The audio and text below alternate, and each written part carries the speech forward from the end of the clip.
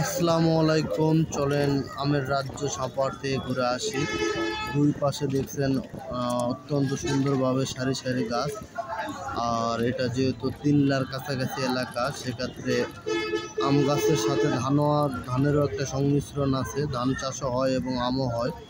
মূলত রাস্তাটি অনেক সুন্দর। দ্বিতীয়ত আর দুই পাশের দৃশ্য আপনাদের দেখানোর জন্যে ভ্যান থেকে ভিডিওটা বানিয়েছি। তো আশা করি আপনারা ভিডিওটি শেষ পর্যন্ত দেখবেন। এই জায়গাটা খুব পছন্দ হয়েছে, কারণ এখানে আমও আছে প্লাস ধানও আছে। আর এবার আমের ফলন মাশাআল্লাহ সবচেয়ে বেশি মনে হয় 2-4-10 বছরের মধ্যে এবার সবচেয়ে বেশি আমের মুকুল আসছে। একটু পরে আপনারা দেখতে পাবেন যে কী পরিমাণ মুকুল আসছে।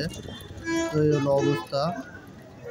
ভিডিওটি শেষ পর্যন্ত দেখুন এবং লাইক কমেন্ট শেয়ার করুন। আমি আম সম্বন্ধে আরও একটা ভিডিও বানিয়েছি, যেটা আপনাদের সাথে অল্প দিনেই শেয়ার করব।